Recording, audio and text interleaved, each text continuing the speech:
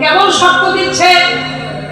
বিনোদকে বললেন, শোনো বিনোদ, তোমাকে আমি জল থেকে তুলেছি, তোমাকে আমি সঙ্গে করে নিয়েও যাব, তবে তোমাকে কথা দিতে হবে আমার সঙ্গে গিয়ে আমার বাড়িতে আমি মাদুকুরি করে নিয়ে এসে যখন রন্ধন করে তোমার সামনে আমি ভোগ নিবেদন করব, তখন কিন্তু বাবা তোমাকে পাথর হয়ে থাকলে চলবে না। তোমাকে রক্ত মাংস করা, যেমন একটা সন্তান নিজে হাতে তুলে খায় ঠিক সেইভাবে ছোট্ট বালক বেশে হেসে হেসে আমার পাশে বসে যেটা আমি তোমাকে নিবেদন করব সেটাই তোমাকে তুলে খেতে হবে। কি পারবে কিনা? চিৎকার করে বাবা বিনোদ বলে উঠল, অসম্ভব, এ কিছুতেই হতে পারে না, এ কিছুতেই হতে পারে না। আমি পাথর, আমি পাথরের ভগবান, আমি কখনো পায়ে হেঁটে তুমি আমায় খেতে দেবে আমি সেটাকে খেয়ে দেবে, এটা কোনোদিন হয়? আমি তো পাথরের ভগবান, এটা কি কখনো কখনো মঠ মন্দিরে দেখেছো এটা হয়েছে? তাহলে কোথাও হয়নি, আমার কাছে হবে। তুমি যদি সত্যি সত্যি আমার কাছে আসতে, আচ্ছা তুমি আমাকে বলছো তুমি পাথর, তুমি যদি পাথরের ভগবান হবে তুমি তাহলে আমার সাথে কথা বলছো কি করে? তুমি যদি পাথর হবে তবে তুমি আমার সাথে কথা বলছো কি করে? কারণ কথা তো আমি প্রথমে বলিনি, কথা তো তুমি বলেছো, তুমি আমাকে ডেকে নিয়ে এসেছো, আর তুমি আমাকে ডেকে নিয়ে এসে এখন তুমি বলছো তুমি আমার সাথে আমার কাছে গিয়ে তুমি রক্ত মাংসে ভরা মানুষ হতে পারবে না, বালক হতে পারবে না, তুমি পাথর হয়ে থাকবে, অসম্ভব। তাহলে তুমি এক কাজ করো, তুমি যখন সেই পাথর হয়েই থাকবে তাহলে এতদিন যে জলে ডুবেছিলে সেই জলে ডুবে থাকো।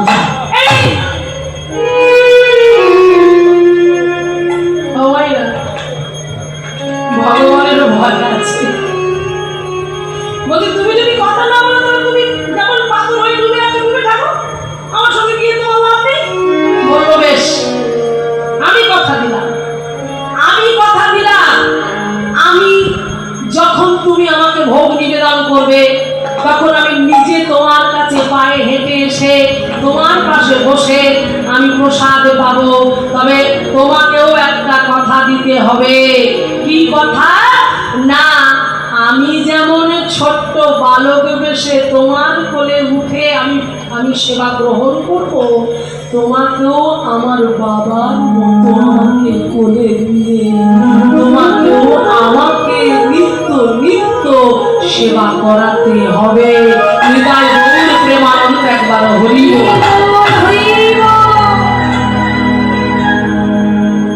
বুঝতে পারছেন মহিলা?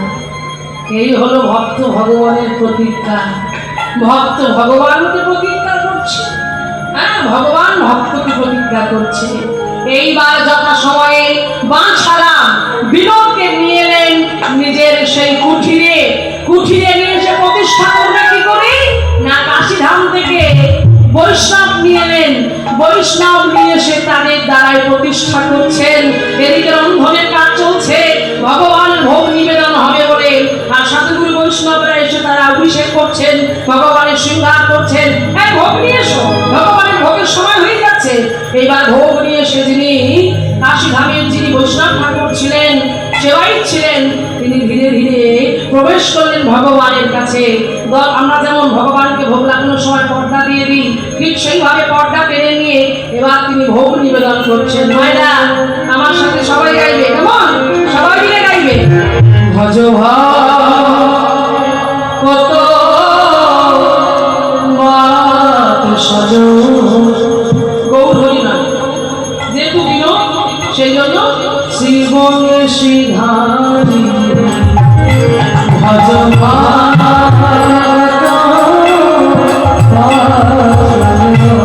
শ্রীবঙ্গে শ্রীধারী ভজ কত সজ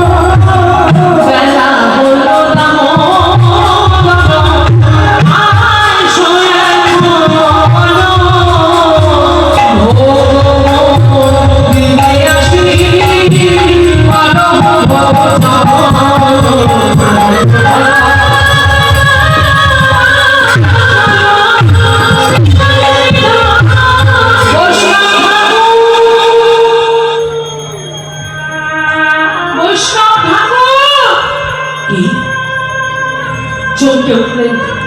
বৈষ্ণব ঠাকুর সেবা দিতে দিতে এই ভোগের গান গাইতে গাইতে তিনি চমকে উঠলেন। কে আমাকে বৈষ্ণব ঠাকুর বলে ডাকলো? এই মন্দিরের মধ্যে তো আর কেউ নাই, আমি আর আমার বিনোদ ছাড়া তো এখানে আর কেউ নাই। কি তাহলে আমাকে বৈষ্ণব ঠাকুর বলে ডাকলো? না না না না, আমার কোনো ভুল ভাবতে হলো নাকি? না না, এইখানে কে আমায় ডাকবে, কে আমায় ডাকবে? আবার তিনি গাইছেন, বেলা হলো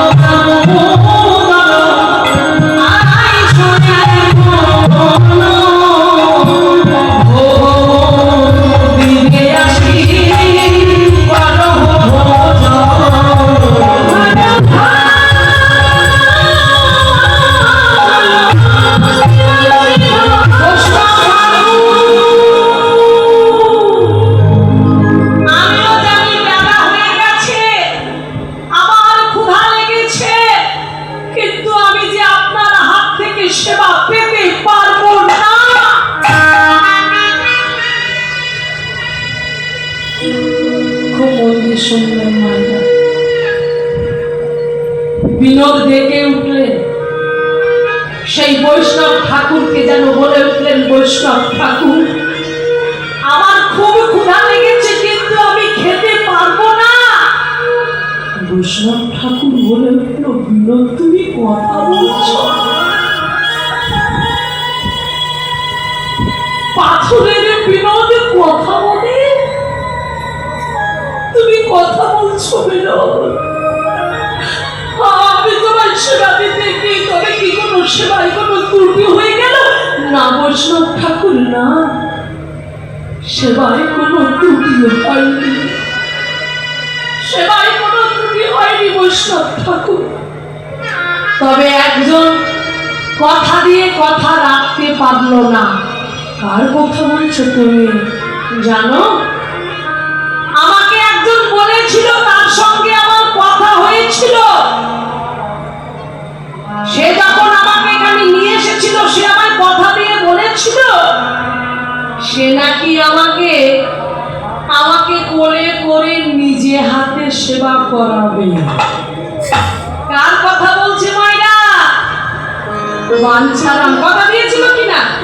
হ্যাঁ, যখন জল থেকে তুলে এনেছে তখন কি বলেছিল? যে তোমাকে আমার বাড়িতে গিয়ে ছোট্ট বালক বেশে হেসে হেসে আমার পাশে বসে সেবা করতে হবে। আর ভগবান কি বলেছিল? আমি যেতে রাজি আছি, যদি তুমি আমার বাবার মতো আমাকে কোলে তুলে নিজে হাতে খাওয়াতে পারো, সেদিনই আমি তোমার কাছে আসবো। এই বলেছিল কিনা?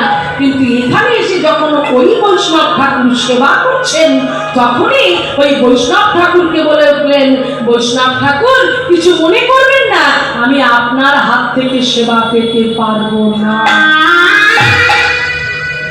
আগে আমার বাবাকে ডেকে নিয়ে আসুন। যেই বললেন বাবাকে ডেকে নিয়ে আসুন, থাকতে পারলেন না। বৈষ্ণব ঠাকুর নয়ন জলে বক্ষ ভেসে যান। এত বছরের সেবা করে কখনো কোনোদিন এমন করে ভগবানের কৃপা পাইনি।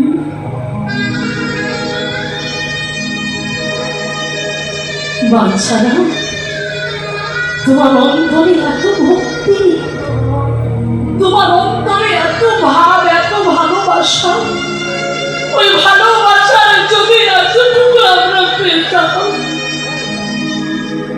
তাহলে আমাদের জীবন ধন্য হবে।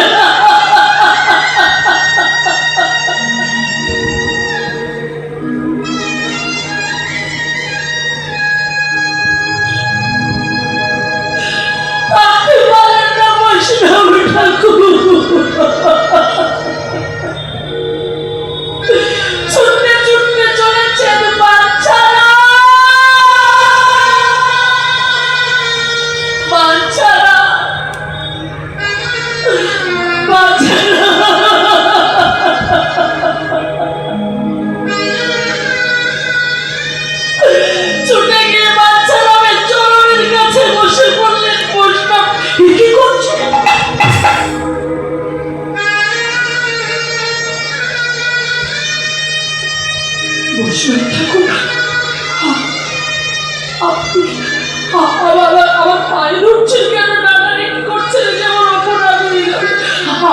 ধরবেন না, আমার পায়ে ধরবেন না, আমাকে কোনো সেবায় না বাঞ্ছারাম না। তোমাকে একটু প্রণাম করতে ইচ্ছা করলো। সেবা তো আমরা অনেক করি, তোমার অন্তরে এত শুদ্ধ প্রেম,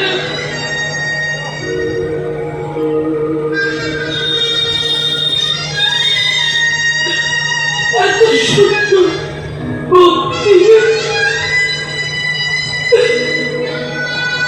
আমি বিনোদকে সেবা দিতে গেলাম, জানো বিনোদ আমার সেবাটা নিল না। কেন সেবা নিল না? কেন? তুমি তো তাকে শর্ত দিয়েছ, তুমি নাকি তাকে বলেছ তুমি বাবার মতো তাকে কোলে তুলে ভালোবাসা দিয়ে, স্নেহ দিয়ে, আদর দিয়ে, মায়া মমতা দিয়ে তাকে তুমি নিজে হাতে খাইয়ে দেবে।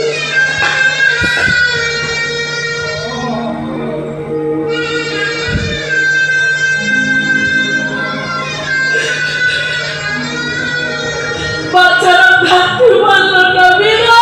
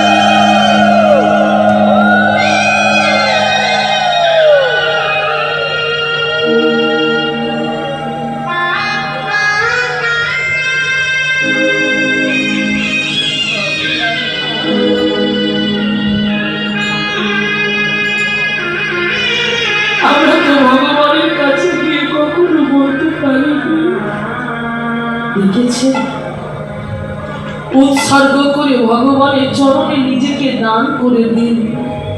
ভগবানের চরণের কাছে গিয়ে বলুন, প্রভু তব পদযুগে মন নিবে না। এখানে অনেকে ভক্তি পথ অবলম্বন করেছেন, যারা দীক্ষিত হয়েছেন, কেউ গুরু মহারাজের চরণ আশ্রয় করে নাম পেয়েছেন, যারা এখন গুরুচরণ আশ্রয় করতে পারেনি তাদেরকে উদ্দেশ্য করে বলব, বাঞ্ছারামের অন্তরে যে ভক্তি, যে ভালোবাসা, তোমরাও ভগবানের কাছে গিয়ে ধন চেও না, জন চেও না, পুত্র চেও না, পরিবার চেও না, বাড়ি গাড়ি চেও না। চাইতে যদি হয় ভক্তি বিনোদ ঠাকুর জগৎকে জানিয়ে দিয়ে গেল। উড়িষ্যার ডিস্ট্রিক্ট ম্যাজিস্ট্রেট ভক্তি বিনোদ ঠাকুর, সেই ভক্তি বিনোদ ঠাকুর তার ভক্তি ভাব রস দিয়ে জগৎকে কি কি অমূল্য সম্পদ দিয়ে গেল, কল্পনা করতে পারবেন না। এগুলো শুনলেই কৃপা, এগুলো শুধু শুনবেন, কৃপা হয়ে যাবে। ভগবানের কাছে গিয়ে বলবেন, তিনি বলছেন পদের মাধ্যমে, প্রভু তবা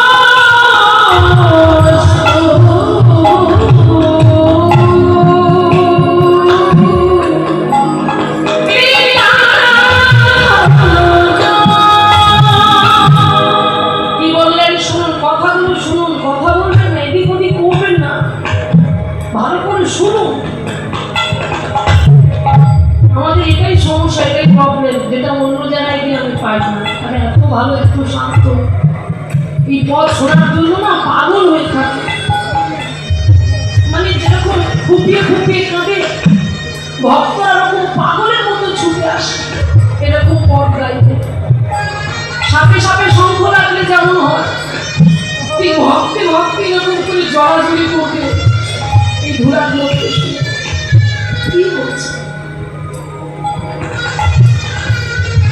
মুর্শিদাবাদ, মালদা, নদিয়ায় যখন আমরা প্রোগ্রাম করি, কীর্তন করি, সেই ভক্তদের উচ্ছ্বাস থেকে আপনারা পাগল হয়ে যাবে। শুধু তো মঞ্চটা অনেক উঁচু, তাই কীর্তন হরিবাসর এইভাবে হয় না। এটা নিচে হলে ভক্তদের সাথে কথা বলে আদান প্রদান করে সুখ হয়, কিন্তু আনন্দ হয় না। তো যাই হোক মায়েরা, এই কথাগুলো শুনুন, হৃদয়ের মধ্যে গেঁথে নিয়ে কি কথাগুলো বলছে। আমি জানি হয়তো আপনাদের ঘুম পেয়ে যাচ্ছে, ঘুম পাক, তাতে আমার কিছু যায় আসে না। যদি এত এত ভক্তের মাঝখানে একজন যদি শুনতে পারে, তার হৃদয় যদি সদর হয়, তাহলে আমি জানবো আমার কীর্তন করা সার্থক, কমিটির দ্বারা ভাইদের কীর্তন দেওয়া সার্থক, আমার গুরুদেবের আশীর্বাদ। কি কথাগুলো বলছে খুব মন দিয়ে শুনুন। নাহির বাকি দেহ সুখ, বিদ্যা ধনজন, নাহির বাকি স্বর্গ আর মোক্ষ, নাহির বাকি না প্রার্থনা করি কোনো বিভূতির লাগি। কে বলবে সব কথা? রঘুনাথ দাস গোস্বামী তার জীবনের সব কিছু জমিদার বাড়ির ছেড়ে হয়ে 500 বছর আগেকার কথা, এক মাসের চাঁদের আয় 12 লক্ষ টাকা, সেই বাড়ির ছেড়ে হয়ে স্ত্রীকে ছাড়লো, সংসার ছাড়লো, আত্মীয় পরিজন বন্ধু বান্ধব ধন সম্পদ মল পথ পরিত্যাগ করলো। কি পাওয়ার আশা? কাকে পাওয়ার আশাই জানো? ওদিকে তাকিয়ে দেয়।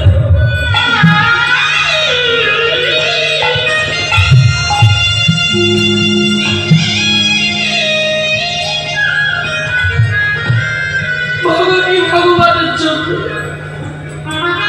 যিনি সত্য যুগে রাজা হয়ে এসেছিলেন, ত্রেতা যুগে রাজা হয়ে এসেছিলেন, দাপর যুগে রাজা হয়ে এসেছিলেন, তাকিয়ে দেখুন তো কোন রাজবেশ পরে আছে কিনা। একটা ভিখারির মতো, কারারের মতো, যে সাথে জীবের হাতে ধরে পায়ে পড়ে বললে একবারে কৃষ্ণ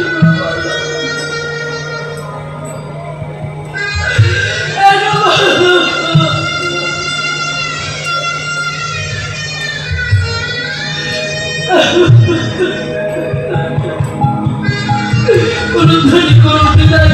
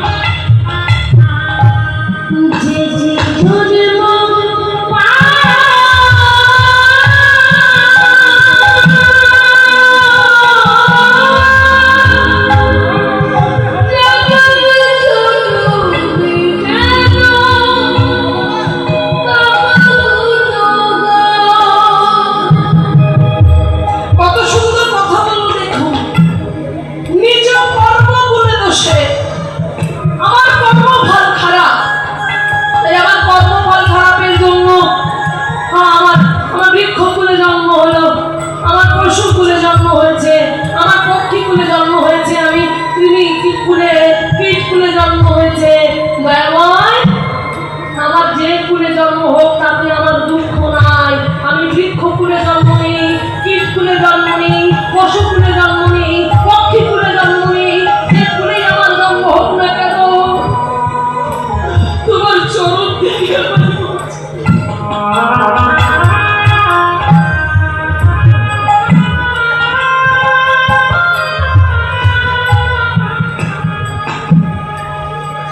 নিজ কর্ম করে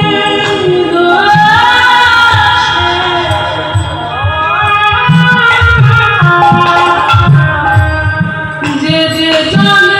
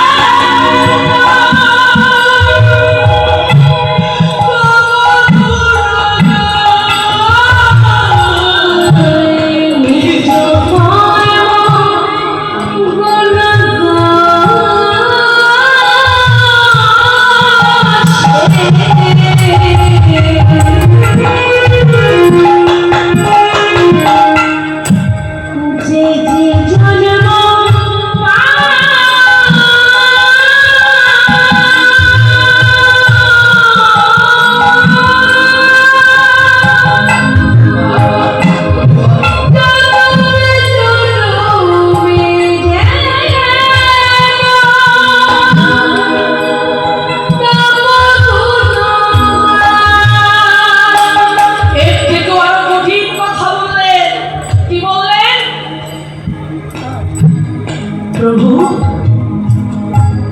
বিষয়ে যে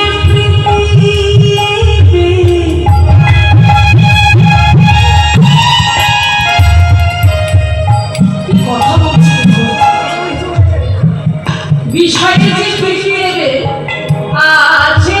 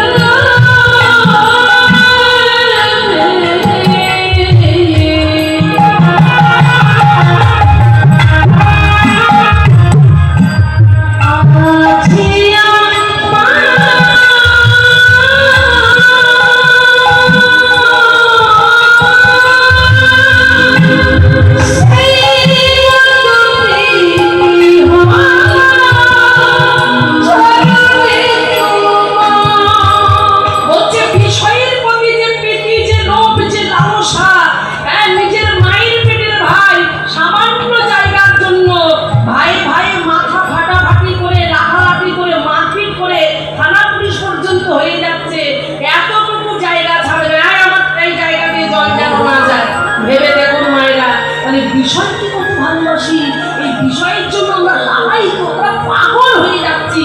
হ্যাঁ, রাতারাতির মধ্যে জাল দলিল করে ফেলছি সেই বিষয়টাকে ছিনিয়ে নেওয়ার জন্য। তাদের বিষয় বাসনার প্রতি এত লোভ, এত লালসা, এত আশা, এত আকাঙ্ক্ষা, বিষয়ের প্রতি যে এত ভালোবাসা, এত প্রীতি, এত প্রেম, এই প্রেমটা যদি ভুলেও আমরা গোবিন্দকে করতে পারতাম। ফেসবুকে দিয়েছিল, আজকে দেখছিলাম, কালকে যদি বলছিলেন, আজকে দেখলাম ঠাকুমা মারা গেছে, বয়স হয়ে গেছে, ঠাকুমা মারা গেছে। ঠাকুমা মারা গেছে, চুল্লিতে একেবারে গিয়ে দিয়ে দিয়েছে, তুলে দিয়েছে, এইবারে চলে যাবে। হ্যাঁ, এইবার ছেড়ে দিয়েছে, কোথায় ছিল নাতি 24 বছর, একেবারে ছুটে গিয়ে আগুনে ওর মধ্যে ঢুকে গেছে। ভাবতে পারছেন, আজকেই সকালে দেখছিলাম। হাসনাবাদে হয়েছে, বুঝতে পারছেন? কোনটার প্রতি ভালোবাসা যে চলে গেছে, আর ও তো চলে যাবে, ও তো চলে যাওয়া, এটা লেখা আছে, মৃত্যু তো হবে। তাহলে অনিত্যের পিছনে আমরা ছুটছি, নিত্য বস্তু বাড়িতে পড়ে আছে, ওই ভালোবাসাটা যে একেবারে আছাড় খেয়ে মৃতদের বুকে না পড়ে আছাড়টাকে ভগবানকে ধরতে পারে। সেই জন্য যে বিষয়ে যে প্রীতি আমি আছি আমার সেই মতো প্রীতি হোক চরণে তোমার ওই চরণে যেন আমার এই প্রীতি থাকে নিঃস্বার্থ ভালোবাসা ভালোবাসায় যেন তোমার চরণটাকে আমি ভরিয়ে দিতে পারি। এবারে কি বলছে পশুপক্ষী হয়ে থাকি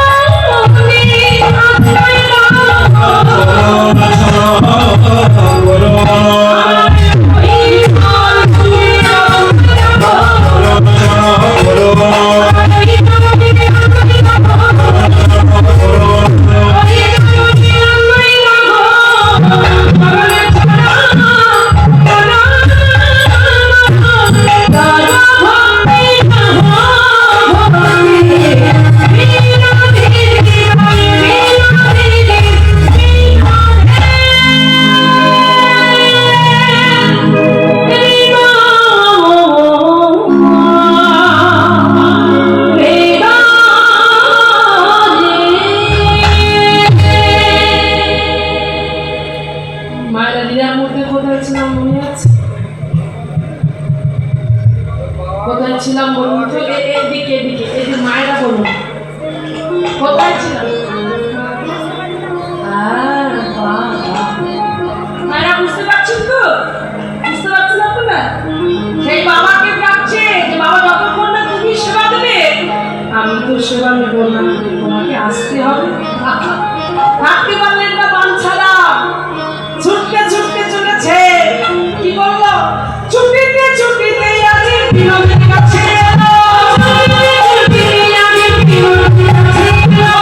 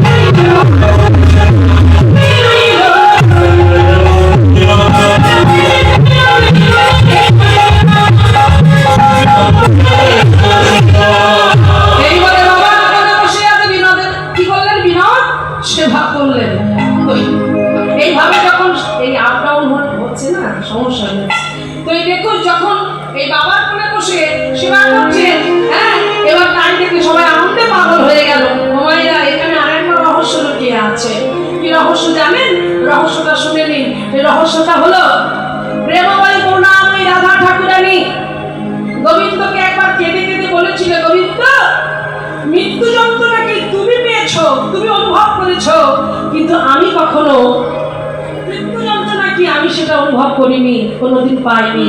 তাই তোমার কাছে আমার অনুরোধ, তুমি এমন বাহ করি বল, এটা আমার মনে হচ্ছিল সব, তো আমাকে সেই মৃত্যু যন্ত্রণাটা কি সেটা পাইয়ে দাও, আমি পেতে চাই। বলি তা আমিও পাবো। বলেছিল ঠিক আছে, আমি সেই মৃত্যু যন্ত্রণা কাকে বলে কেমন হয় আমি তোমাকে পাইয়ে দেবো। এই মায়েরা সে রাধারানীকে বলেছিল, রাধে তুমি জন্ম নেবে, হ্যাঁ জমিদার রায় বাহাদুরের ঘরে মহামায়ার গর্ভে আসবে, তার কন্যা রূপে রাধারানীর একটা অংশ জন্ম নিল জমিদার রায় বাহাদুরের ঘরে। আর তার সঙ্গে সঙ্গে যে বিশেষ ঘোষণা, যেটা প্রতি বছরে আমরা বলে থাকি, সবাই সব কীর্তনিয়ারাও বলে থাকি, আমিও বলছি, আপনারা তো সবাই জানেন, হ্যাঁ সবাই জানেন, এত সুন্দর করে হরিবাসর প্রতি বছর বছর হ্যাঁ এখানে তিলোত্তমা গড়ে ওঠে। আর সেটা তো আমার কমিটি দাদা ভাইরা করে না, আমাদেরও কোনো হাত নেই, আপনাদেরও কোনো হাত নেই, যা করে আমার জগন্নাথ করে। একটা জিনিস জানবেন, যেটা আপনাদের কাছে আছে, যেটা দেবেন, সেটা কার জিনিস? জগন্নাথের দেওয়া।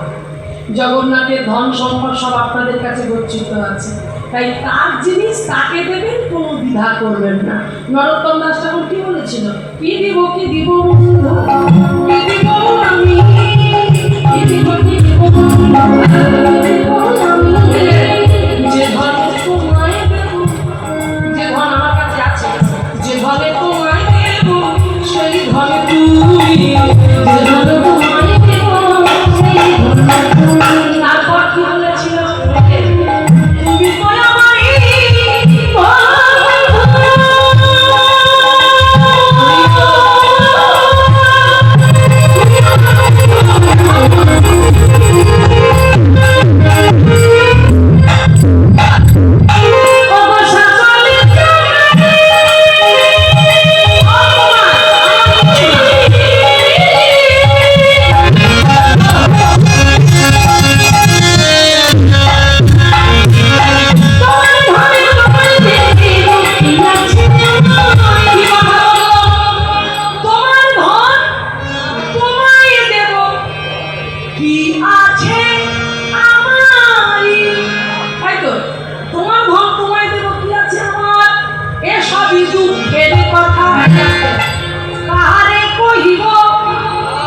এবারে তোমার ধন তোমায় দিয়ে সারা জীবনের মতো, জনম জনমের মতো, আর কারো না হয়ে শুধু তোমার ধনে, তোমার জন্য সদা সর্বদাই সব সময়। হাত তুলে বলো দেখি সবাই, বলালে হাত কই সবাই, কই মিষ্টিটা কই, কোথায় যে থাকে ভয়ে ভয়ে ঘরে ঘুরে বলা যায়, হ্যাঁ হ্যাঁ যত যন্ত্রণা দেব না, কোথায় তুমি? হাত তুলে বলো সবাই, সবাই সবাইকে বলবো আমি, হ্যাঁ সেই দায়িত্ব আছে আমি বোন, সেই জন্য সবাই মিলে বলবো, দাসী হয়ে যাও বলো, তোমার ধনে তোমায় দিয়ে, হে ভগবান আমার করে বলো, তোমার ধনে তোমায় দিয়ে, সবচেয়ে জড়িয়ে যায় বলে তোমার ইচ্ছা, তোমার ধনে তোমায় দিয়ে দাসী হয়ে যাব, দাসী হয়ে যাব। বলছেন তো, এবারে তালে তালে বলুন, তোমার ধনে তোমায় দিয়ে দাসী হয়ে যাব, তোমার ধনে তোমায় দিয়ে দাসী হয়ে যাব, তোমার ধনে তোমায় দিয়ে দাসী হয়ে যাব।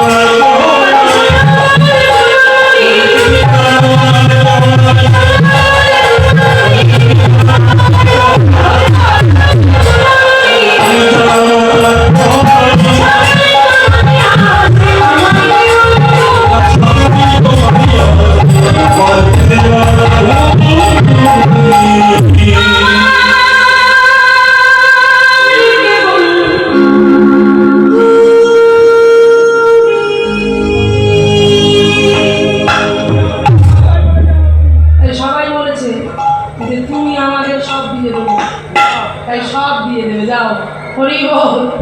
আর আমার বাবু যাচ্ছেন, দিদি ভাইরা যাচ্ছেন, তারা ভিখারি সেজেছেন, হ্যাঁ, তারা আপনাদের কাছে যাচ্ছেন এবছরের মতো।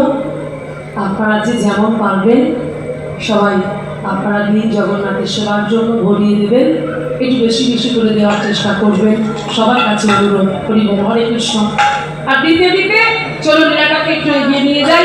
হ্যাঁ, তো এবারে কি হলো, সেই বিনোদীর কথা ধীরে ধীরে সবাই জানতে পারলো। এইবারে রায় বাহাদুরের ঘরে সেই ছোট্ট মেয়ে একটু একটু করে বেড়ে উঠছে, নাম রাখা হলো রাধা রানী।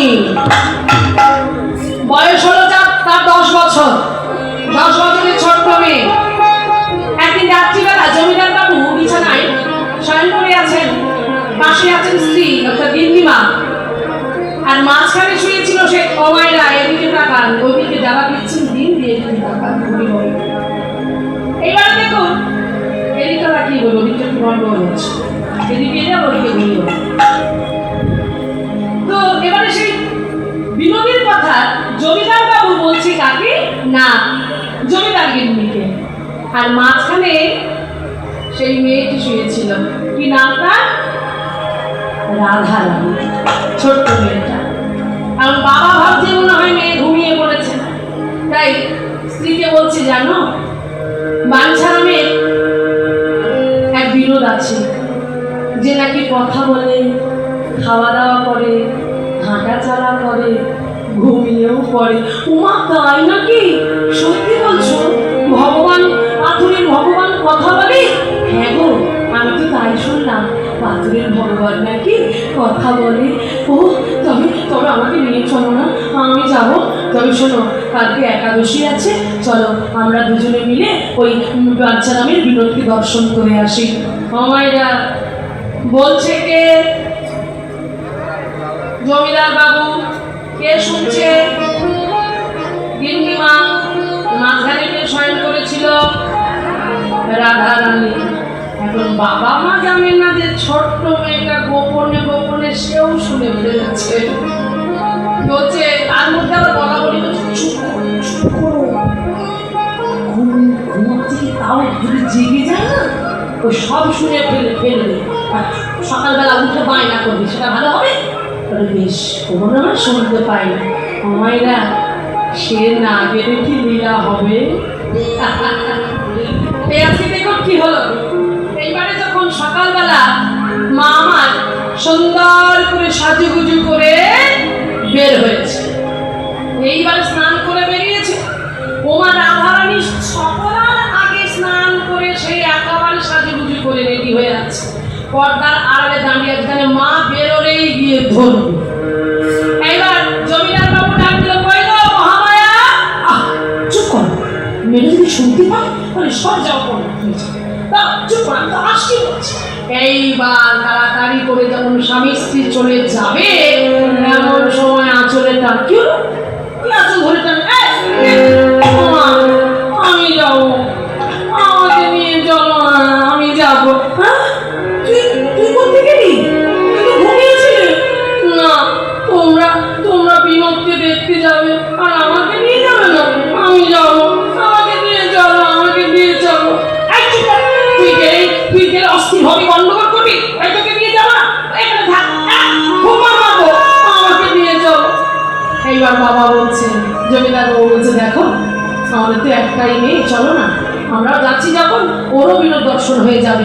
এই বলে এই পালকিতে করে চলে গেল কোথায়, সেই বাঞ্ছারামের মন্দিরে। এইবার যখন বাঞ্ছারামের মন্দিরে এসেছে, বাঞ্ছারাম জানতে পেরে তাড়াতাড়ি করে দুটো আসন পেতে দিয়েছে জমিদার বাবু আর জমিদার গিন্নিকে। এইবার দুইজনে আসনে বসে জমিদার বাবু বাঞ্ছারামকে জিজ্ঞাসা করছে, কিভাবে বিনোদ পেল। এই কথোপকথন হচ্ছে, ছোট্ট মেয়েটাকে মা আমার একেবারে চেপে ধরে কোলে বসিয়েছে। খুব দুষ্টু, খুব চঞ্চল। হ্যাঁ, এত চঞ্চল, এত দুষ্টু। সামনে বসে আছে এই যে চঞ্চল, এটা আমার চঞ্চল, আমার মেয়ে সামনে বসে আছে। ওর মতো চঞ্চল দুনিয়ায় একটাও নেই। এত দুষ্টু এত চঞ্চল থাকতে পারলো না। এইবারে কোলেতে নিয়ে যেই বসায় অমনি উঠে পড়ে, যেই কোলে চেপে বসায় অমনি উঠে পড়ে, জোর করে চেপে বসে। ও তো দেখতে এসেছে বিনোদকে, ও তো গল্প শুনতে আসেনি। বারবার কোনো কখন বিনোদকে দেখাবে, শুধু গল্প করে যাচ্ছে, দেখাতে বলো না বিনোদকে, শুধু গল্প করছে। এইবারে যখন এত গল্প শুরু করে দিয়েছে, গল্পে মশগুল হয়ে গেছে, বিনোদকে আর দেখাচ্ছে না। ও শুনেছে মায়ের যে দিকটা মানে বাম দিকটা বসে আছে, ওই দিকটা সোজাসুজি বিনোদকে রাখা আছে। যদি একটু কষ্ট করে দেখা গেলেও হয়তো যেতে পারে।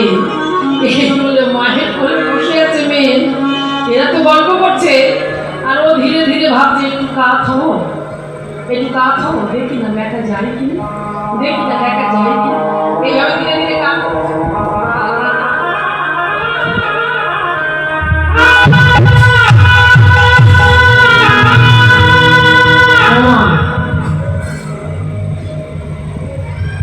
রাধারানী দেখবে কি তার আগে যেন দেখবার জন্য পাগল হয়ে যাচ্ছে বিনোদ। হ্যাঁ, কারণ বিনোদকে যেই দর্শন করলো, বিনোদকে দর্শন করার সঙ্গে সঙ্গে চোখে উঠলো কেন, যেই বিনোদের চোখে চোখ পড়লো রাধারানী যেন বিনোদ ওই সিংহাসন থেকে দাঁড়িয়ে দাঁড়িয়ে ডাকছে,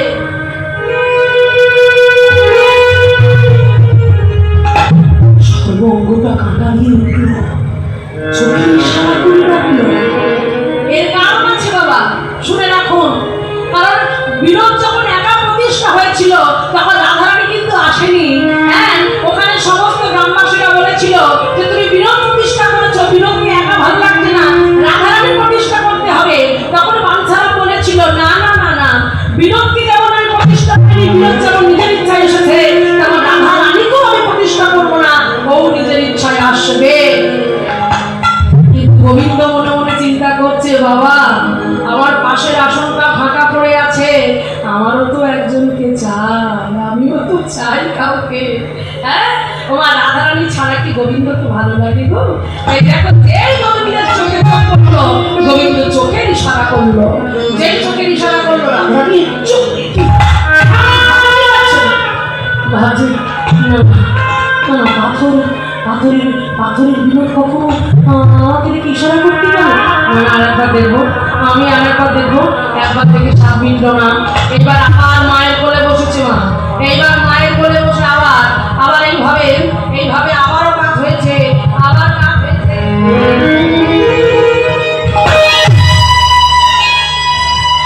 মা এবার কি করলো? চোখে উঠলো দ্বিতীয়বার। কেন জানো? প্রথমবার তো শুধু চোখের ইশারা করেছিল, তারা শুধু চোখের ইশারা নয়, ডাকছে, এক হাত বাড়িয়ে চোখের ইশারা করে ডাকছে, এসো এসো এসো। চমকে উঠলো রাধারানী, ভাবলো কি রে বাবা, হ্যাঁ প্রথমবারে চোখের ইশারা, এবার আবার হাত দিয়ে চোখের ইশারা করে ডাকছে। না না, দুবার তো হলো, আর একবার দেখি।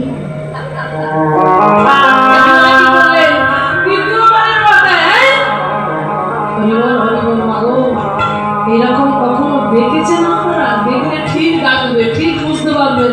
আমরা তো তার কাছে যাওয়ার সময়ই পাই না, আমি সকল কাজের বাইরে সময়, তবু তোমারে ডাকিতে পারি না। আমি চাই দ্বারা সুখ সুখ সম্মেলন, তব সঙ্গ সুখ চাই।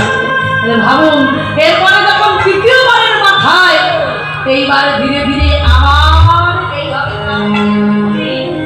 ভগবানকে দর্শন করলো, এবারে কি দেখলো জানো?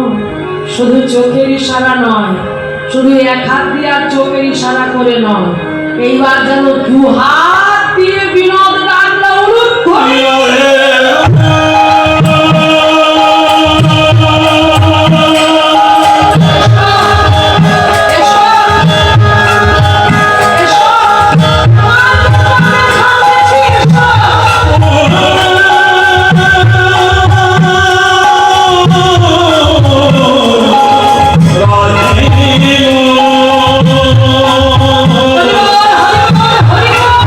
Hare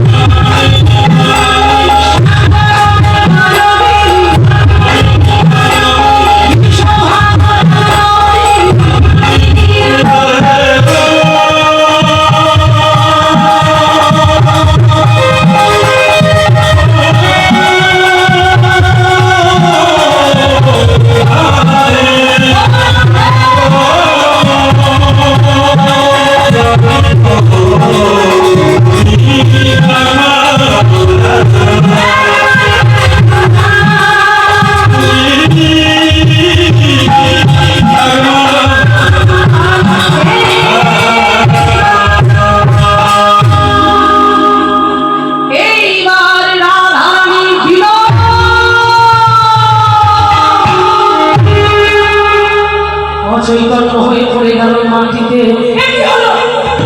নিয়ে চলে গেল বাড়িতে। সেই দিন থেকে মেয়ে রোগাগ্রস্ত হয়ে পড়লো। কারো সাথে কথা বলে না, ভালো করে খায় না, সখীদের সাথে খেলা করে না।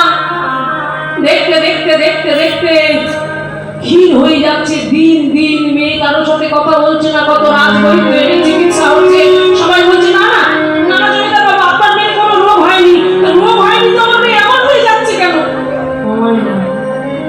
হবেই তো।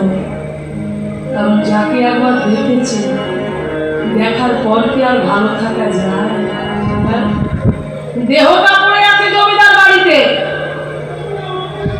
বাহ, কিন্তু মনটা যে মনোময় কবেই হরণ করে নিয়েছে। তার মন, তার প্রাণ, তার জীবন, যৌবন, ইহকাল পরকাল, মান, কুল, গুরু, গৌরব সব হরণ করে নিয়েছে। ছোট মেয়েটা উদাস হয়ে থাকে, কারোর সাথে কথা বলে না, ভালো করে খায় না পর্যন্ত। দেখতে দেখতে জীর্ণ শীর্ণ হয়ে যাচ্ছে 10 বছরের মেয়েটা। মা তার কাছে গিয়ে মাথায় হাত বুলাতে বুলাতে বলছে, রাধে, কি হয়েছে তো? কথা বলছিস না কেন? কি এমন হয়েছে যার জন্য ডাক্তার বাবু এসে তো রোগ ধরতে পারছে না? সবাই বলছে তোর নাকি কিছু হয়নি। যদি কিছু না হবে তুই এমন হয়ে যাচ্ছিস কেন? আরে আমি যে তোর মা, তোকে যে আমি গর্ভে ধারণ করেছি, তোর যদি কিছু হয়ে যায় বল না কি হয়েছে? কেন এমন করে উদাস হয়ে থাকিস? কার কথা ভাবিস? কার কথা চিন্তা করিস? ছলো ছলো নয়নে মায়ের দিকে তাকিয়ে বলল, মা, আমি কার কথা ভাবি জানো? জানো মা, যেদিন থেকে তোমাদের সাথে আমি বাঞ্ছারামের মন্দিরে গিয়েছিলাম, ওই বাঞ্ছারামের মন্দিরে গিয়ে আমি প্রথম যাকে দর্শন করেছিলাম। কার কথা বলছিস তুই? ওই যে মন্দিরে সিংহাসন, অপূর্ব রূপ, অপূর্ব সুন্দর ভাবে হাতে বংশী নিয়ে দাঁড়িয়ে ভাবে ওই বাঁকা নয়নে আমার দিকে তাকিয়েছিল। আমার দিকে তাকিয়ে আমার মনটাকে হরণ করেছে। ওই বিনয়কে আমি ভালোবেসে ফেলেছি। কি বললি? বিনোদ মানে ওই পাথরের বিগ্রহকে? না না, ওকে পাথর বলো না, ওকে পাথর বলো না। ও যে কথা বলে, ও আমাকে দুহাত বাড়িয়ে আমাকে দেখেছে। মা, ওর কাছে যেতে বলেছে। আমি যদি ভালোবেসেছি, আমি বিনোদ ছাড়া কিছু জানি না। মা, তোমার কাছে আমি প্রার্থনা করছি, তোমার কাছে ভিক্ষা করছি। মা, আমার বিনোদকে আমার কাছে ফিরিয়ে দাও। আমার বিনোদকে আমার কাছে ফিরিয়ে দাও। আমি বিনোদে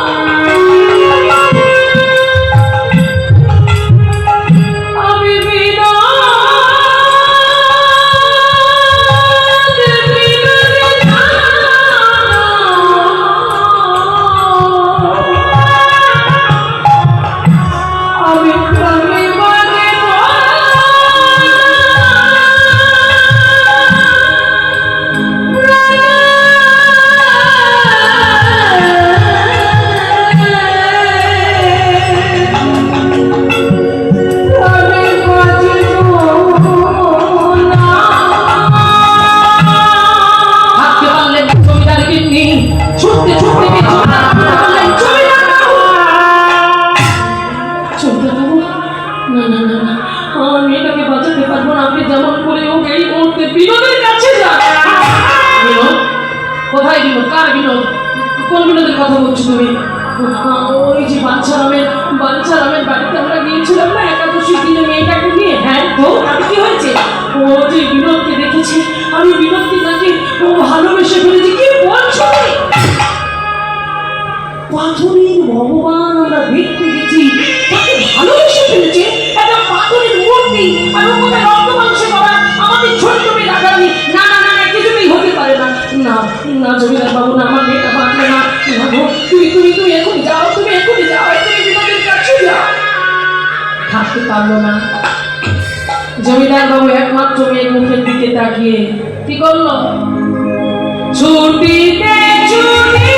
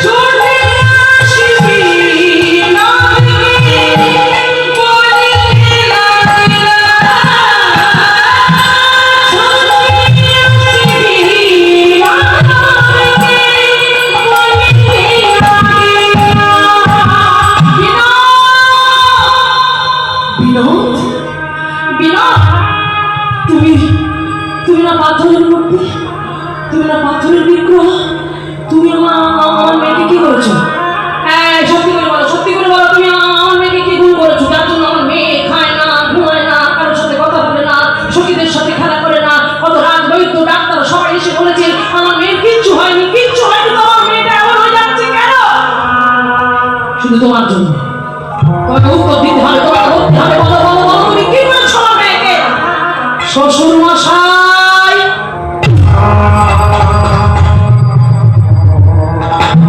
শ্বশুর মশাই?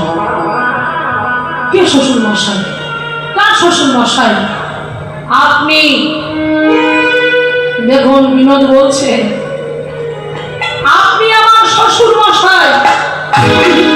আমার মেয়ের এখনো বিয়ে হল না, আমি তোমার শ্বশুর মশাই হয়ে গেলাম কি করে? হয়নি, কিন্তু খুব শীঘ্রই আপনার মেয়ের সঙ্গে আমার বিয়ে হবে।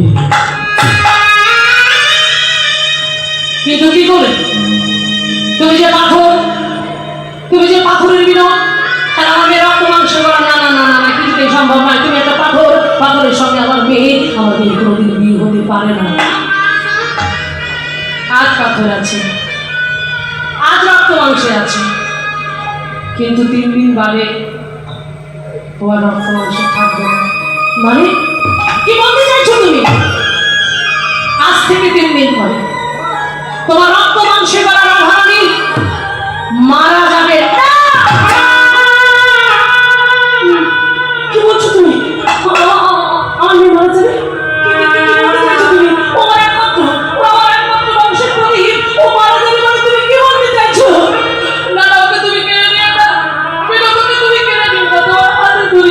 শ্বশুর মশাই শুনুন, একটা রক্ত মাংস করা মানুষ সে পৃথিবীতে কতদিন বা বাঁচতে পারে? 40 বছর, 50 বছর, 60 বছর, 70 বছর, 80 বছর, 90 বললাম, তাও এতদিন আর বাঁচে না কেউ।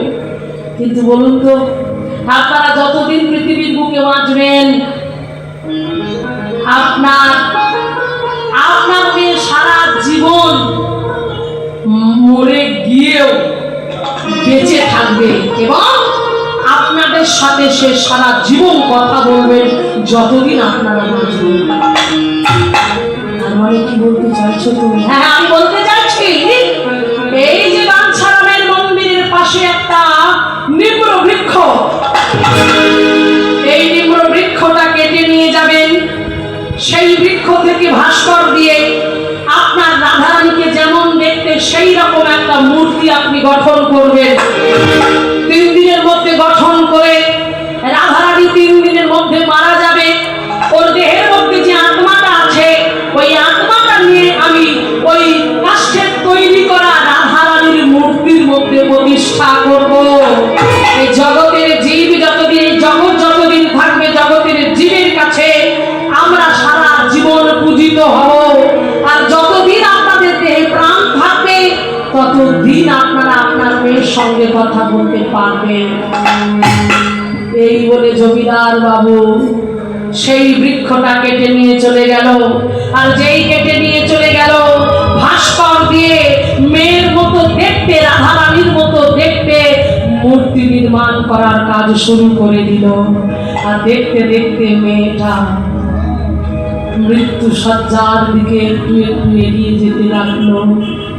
খাওয়া দাওয়া সব শেষ, আর খায় না, আর ঘুমায় না। বাবা বাবা তার কাছে বসে মায়েরা বলুন তো, বাবা মা বেঁচে থাকা সত্ত্বেও সন্তান যদি মরে যায়, কোন মায়ের যদি কোল খালি হয়ে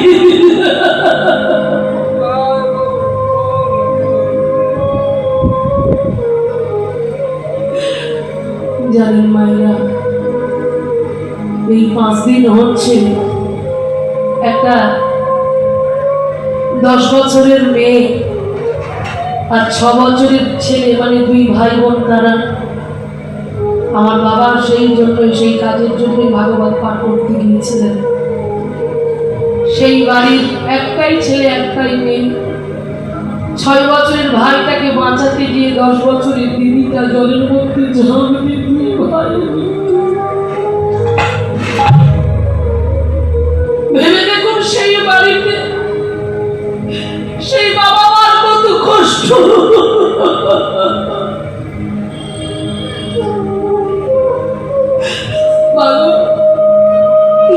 যে বাবা মা বেঁচে থেকে সন্তানকে হারিয়ে ফেলে, তাদের মতো জন্ম দুঃখিনী বাবা মা জগতে আর পায় না।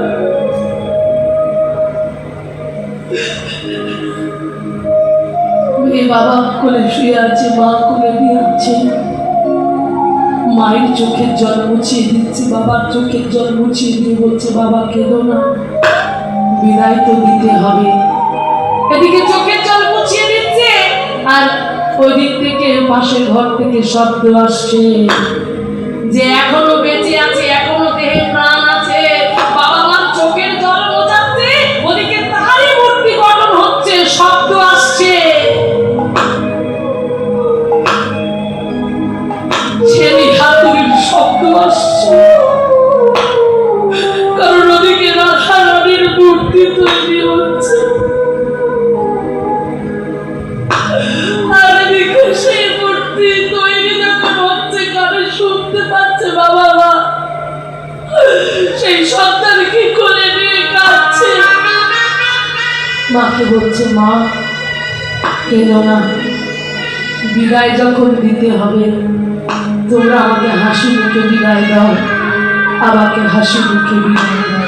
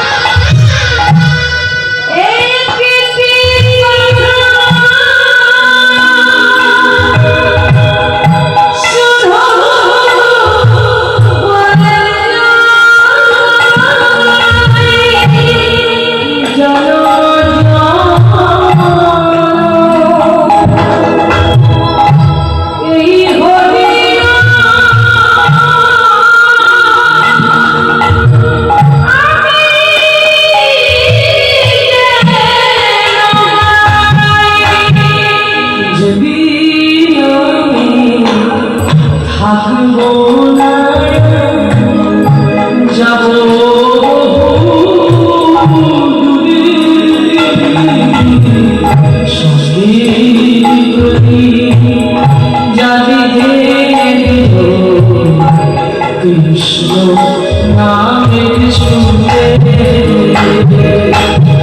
আমি চলে যাই, শুধুই বলে যাই, আমি চলে যাই, শুধু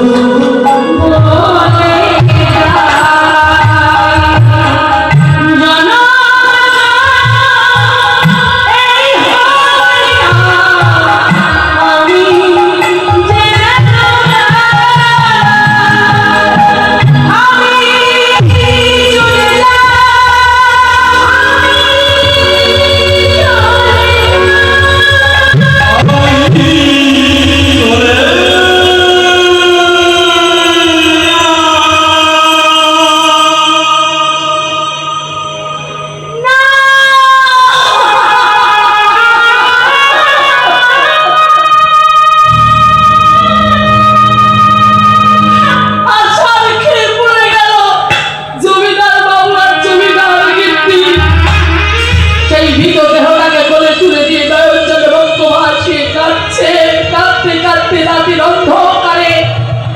রাধারানীর মৃতদেহটাকে করে তুলে নিয়ে যাচ্ছে।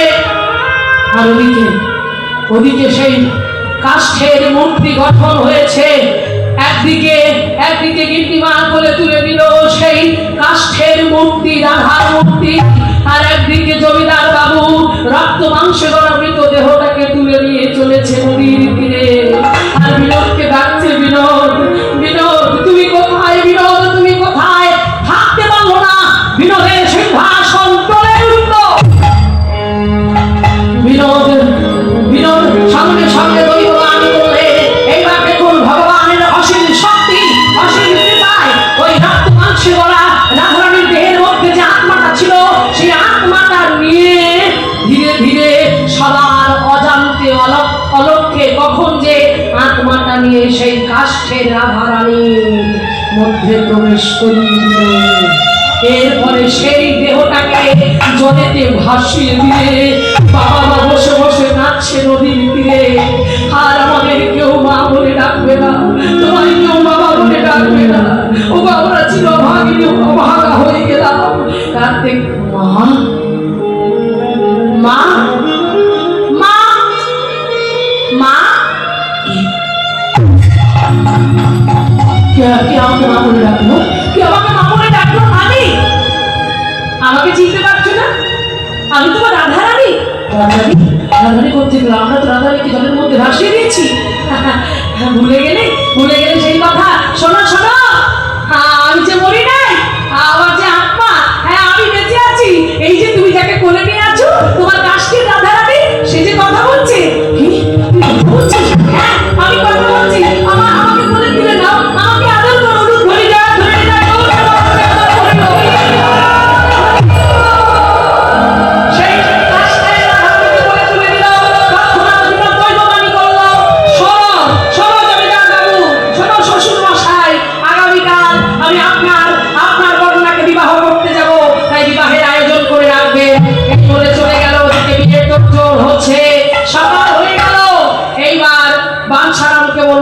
বাবা তুমি আমাকে বর সাজিয়ে দাও, এই বলে সুন্দর করে মা গো, বাবা আজকে বিনোদে